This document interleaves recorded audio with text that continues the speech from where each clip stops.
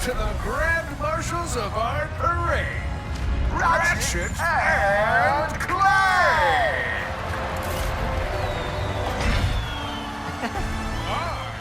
Welcome to TechRadar. My name's Matt Phillips, and I'm joined today by our gaming editor, Vic Hood, because she's been playing Ratchet and Clank Rift Apart, the PlayStation exclusive that everybody's been waiting for. You finished the game, right, Vic? I have, yeah.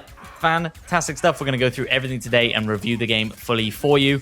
Let's kick it off then, Vic, with story, right? I know a lot of people may be a little bit confused on where this story lies in kind of the Ratchet and Clank canon. Can you give us a brief overview of where we're at the start of this game? So I don't want to spoil the story too much, but it's kind of a continuation of the other games, but if you haven't played the other games, you'll still be able to pick it up, no problem. As everyone knows, Rivet's a new character. She's great. She blends into that story really well. You'll see Dr. Nefarious is back. He's up to no good again. You'll just get all that same kind of dry wit, that humor that you expected from the rest of the series. That's all still there, but as I said, I don't want to spoil too much about the ins and outs of exactly what happens. Well, I think that segues us quite nicely then onto the gameplay, because of course you can also play as Rivet in this game. I'm curious, Are there any differences between the way Ratchet and Rivet play, or is it kind of just a skin swap? No, it's essentially a skin swap, which I think is what makes it easier to accept Rivet in a way, Sure. because when you kind of go between different planets, and usually you'll be given an option of two planets.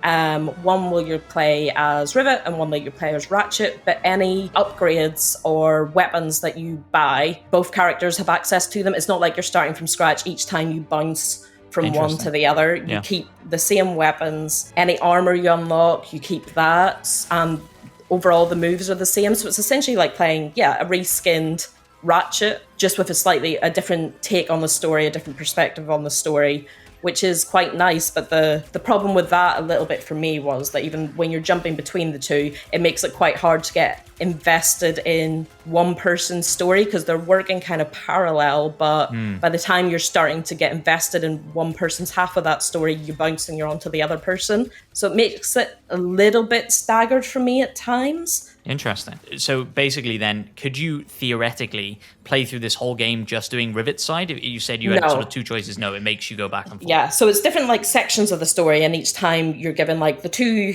worlds, and it's up to you which one you pick to do first, but you have to do the two before unlocking the next two, if that makes sense. So you can do whichever one first, but you ultimately have to do both sides to then move on to the next side, but you will constantly jump between the two. You can't play as just Ratchet and you can't play as just Rivet. Well, that makes sense. What have I done? What have you done? Yeah. Who are you? Someone with a lot of questions. Let's go for a ride. Yeah. So then one of the other massive gameplay features that have been touted during sort of the press coverage for this is the SSD. This is kind of feels like the first game that's really taking advantage of that PS5 SSD, transferring between worlds instantaneously. Is that as magical and astonishing to see when you're actually playing the game as it has been during all of the kind of state of plays and gameplay that we've seen so far? I think it is because Ratchet and Clank's a PS5 exclusive, and there's been this whole thing around at the minute. Some games on PS4, some games on PS5, some's just on PS5. But Rift Apart couldn't function on PS4. When you play it, you realize it just couldn't have done it. Yeah, it really adds to it. It really helps because there's no loading screens, these big worlds, and you're never met with a loading screen that staggers that experience for you, which is really nice. It feels great, and the PS5 SSD, that's, I think, what's allowed that to happen at that frame rate. Yeah, exactly. It's exciting stuff. So then I want to chat a little bit about the DualSense as well. Obviously, sort of these PS5 exclusive games taking advantage of the DualSense a lot, How does Ratchet use it? Is it noticeable? Is it a real game changer, or is it kind of just something in the background? So it uses haptic feedback really well, so you can feel all the terrain under your feet, and it just adds to that immersion. And then if you've not got headphones on and you're just using the DualSense, that built-in speaker will make the little pew-pews and stuff. Oh, interesting. So all that experience is coming from the controller. It does have adaptive triggers. What I found with those were, it wasn't quite what I hoped. So when I played Returnal, you have those two different modes to switch between for your gun, where you hold it down halfway and it's one type of shot, and then you hold it down completely and it's a different type. It does does that for each of the weapons, but I found like that biting point, finding that was really difficult, and I didn't notice a huge difference. I found it to just get right, so most of the time I just use it, just hit the button, because when I was trying to get it right, there wasn't a very clear distinction on where it was halfway. And then the other thing was it does use PS5 3D audio, but I don't know if this is what's impacted, where if you plug in headphones, again, comparing it to other games that we've seen that have come out, where Resident Evil Village used that PS5 audio really well and Returnal used it really well, I was a bit disappointed with how Ratchet and Clank used it. It felt very stereo, but I don't know if that's because they've put so much emphasis in that sound coming from the controller, which is great. The sound when you're on the controller with the haptic feedback is fantastic, but with the headphones, it's not as immersive as I would have liked for that, but it does make up for it with that DualSense sound. But yeah, it does a really good job with haptic feedback. I think that adds plenty of depth to it, especially when you're going over these different terrains and you're shooting over everything. You can just feel the speed in that controller when you're flying around, which is just fantastic. Fantastic stuff. I want to move then quickly on to gameplay, and obviously the weapons of the Ratchet and Clank world are a massive staple. Are we seeing a lot of sort of returning favorites here, as well as a lot of new stuff and a lot of variety? Yeah, there's some returning favorites. They've kind of got a bit of an updated take on them, and then you can obviously still upgrade them. So you see the return of, like, I think it was before it was the Agents of Doom, and now you've kind of got a Glove of Doom where you can send little like mean clanks around to attack your enemies. And then you've got Shatter Bomb, which I think was in some of the other games, but then you've got a host of new weapons. The thing is, there's lots of weapons to play with, loads of them, but I kind of wish there was a few more ridiculous ones. Like, you know, when you got the like Groovatron that made everyone just burst into dance. And there's one that you can throw out and it turns any enemies with a sprinkler into like shrubbery. Love it. And love it. That's good. And there's a kind of some like that. There's a Mr. Fungi who's like a Pepe the Prawn type sounding fungus that flies around and attacks enemies in the sky. But it's just, I wish there was a few more that were just utterly ridiculous, just because that's what we've come to love and expect. Yeah. But there's loads of weapons to play with. But yeah, I just wish there was a bit more ridiculous.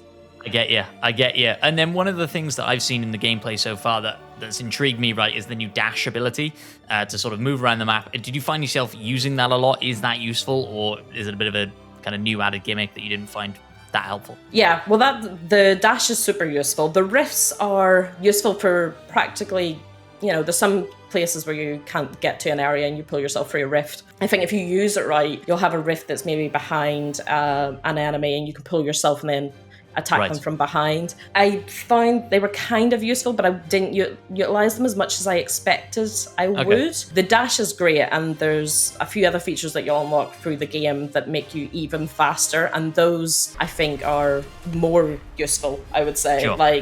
But I think the emphasis on a lot of it is just really fast-paced gameplay and fast-paced combat. But, you know, you don't have to be flying around all over the place and dashing through rifts and doing all that. But it does make it fun when you decide that you want to do that a little bit. Exactly, There's the avenue to do it. Yeah, absolutely. And I'm sure people will get incredibly good at this game and start speedrunning it and using those rifts in ways that we couldn't even imagine doing on our first playthrough, right?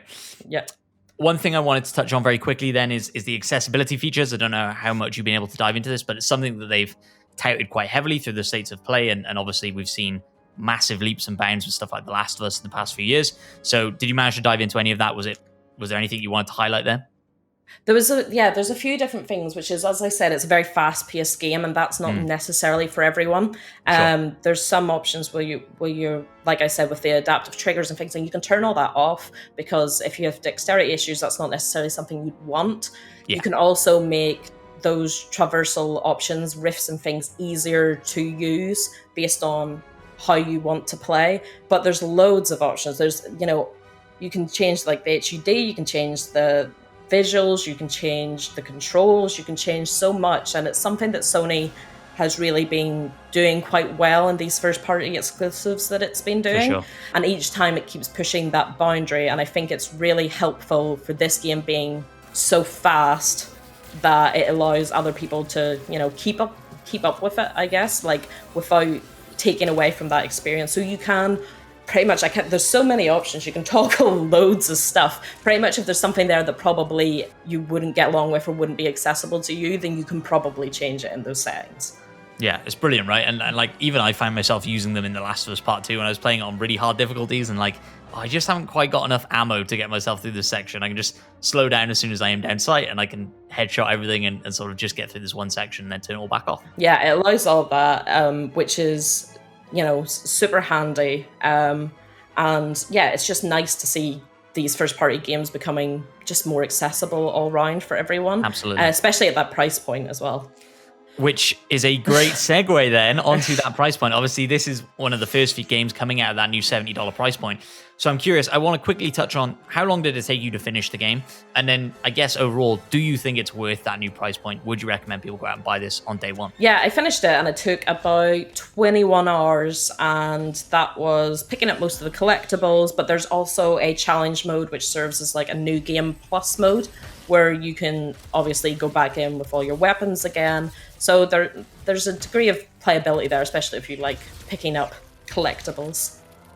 So I'm a big Ratchet and Clank fan, and I think I was a little bit disappointed with this. And it's not that I didn't enjoy it. I enjoyed it. I just felt that in some places it was a little bit too safe. I wanted to see like those rift sequences that we've seen. They're there, but there's not a huge amount of that real grinding like stuff that we've seen in those trailers. There's not loads of those types of sections, but there are parts where it felt a bit safe, and the story was good. And as I said, like you do jump back and forward a little bit, and you know, Rivet's introduction is great, but there's so many things that I was like, oh, I wish you just pushed that a little bit further. I wish that there was some more optional missions to go back to these worlds and do stuff, or where there were optional missions. There's one that felt a bit like one that was in the 2016 one. I was like, oh, well, that feels a bit rehashed.